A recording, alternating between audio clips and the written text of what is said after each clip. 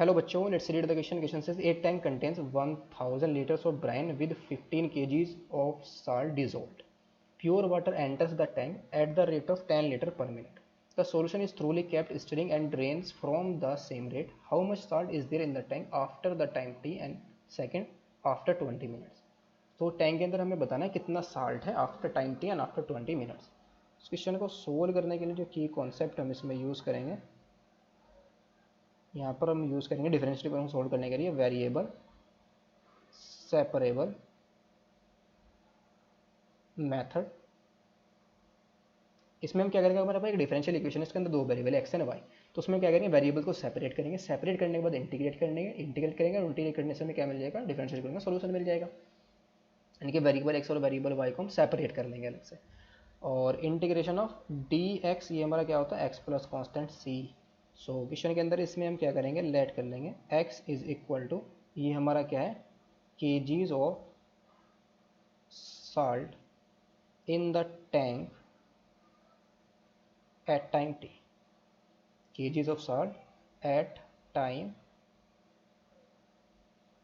t minutes. ये हमारा time t minutes में इतना साल्ट हमारा प्रेजेंट है टैंक के अंदर. ये हमने क्या लेट किया x. अब यहाँ पर हम फाइंड आउट करेंगे D x upon D T, यानी कि x हमारा किस तरीके से चेंज हो रहा है. इसका मतलब क्या है, the rate of salt, the rate of salt changing, या the rate of amount of salt changing, the rate of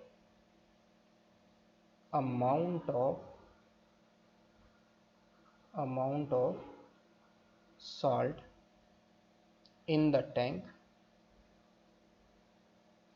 is changing. यानी किस रेट से अमाउंट ऑफ साल्ट टैंक के अंदर हमारी चेंज हो रही है, हमारा क्या डी एक्स अपॉन. कैसे निकालेंगे हम, यानी कि जितना साल्ट हमारा क्या जा रहा है, अंदर जा रहा है, और जितना साल्ट हमारा रेट ऑफ साल्ट, जितना साल्ट, यानी कि रेट ऑफ साल्ट हमारा जितना अंदर जा रहा है और जितना बाहर आ रहा है, तो यानी कि rate of salt going in और माइनस का rate of salt going out. ये ऐसे निकाल लेंगे हम. अब rate of salt going in, enter क्या कर रहा है, प्योर वाटर एंटर कर रहा है, तो उसके अंदर तो कोई भी साल्ट नहीं है, तो rate of salt going in हमारा क्या आ जाएगा, 0 kgs ऑफ साल्ट पर मिनट. ये हमारा इतना साल्ट क्या कर रहा है, and rate of salt going in है. फिर rate of salt going out, ये हम कैसे फाइंड आउट करेंगे. सबसे पहले तो जो हमारा साल्ट प्रेजेंट है, यानी कि kgs ऑफ साल्ट पर लीटर इन द टैंक, ये हमारा कितना है, x अपॉन 1000, यानी कि x kgs ऑफ साल्ट पर 1000 लीटर्स इतना है.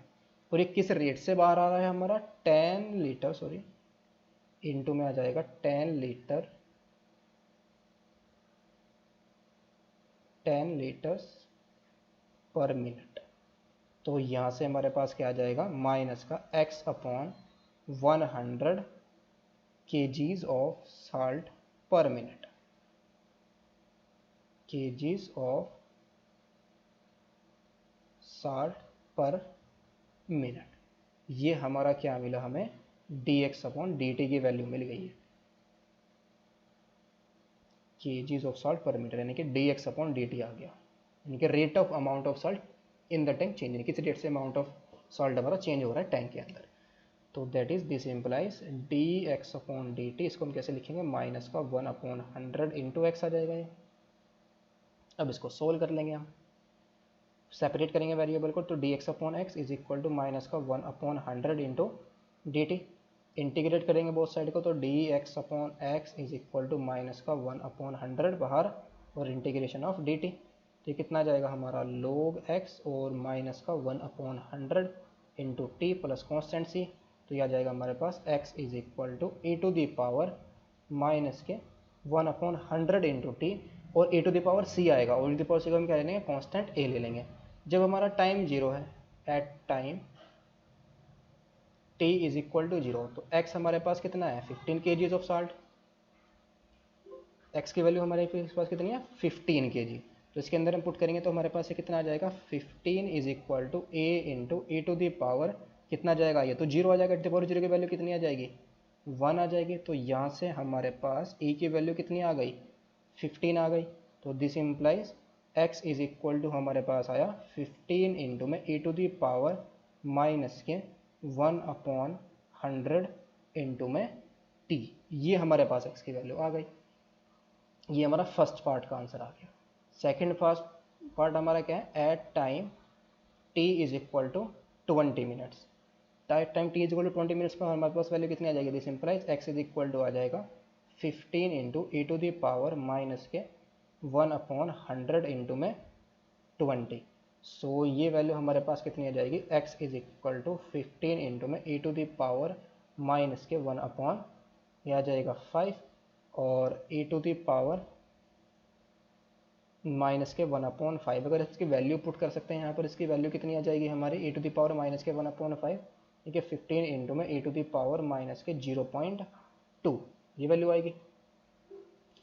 इसकी वैल्यू को हम यहाँ पर क्या यूज़ कर लेंगे, ए टू दी पावर माइनस का 0.2, ये आ जाएगा हमारे पास 15 इंटू में 0.818। इसको हम यूज़ करेंगे, अप्रोक्सीमेट वैल्यू आएगी हमारे पास अप्रोक्स। तो 15 इंटू कितना जाएगा 12 पॉइंट, ये आएगा 12.27 अप्रोक्सीमेट वैल्यू आ जाएगी अप्रोक्स। तो ये हमारा सेकंड पार्ट का आंसर आ गया। Hope you understood it well. Best of luck. Thank you.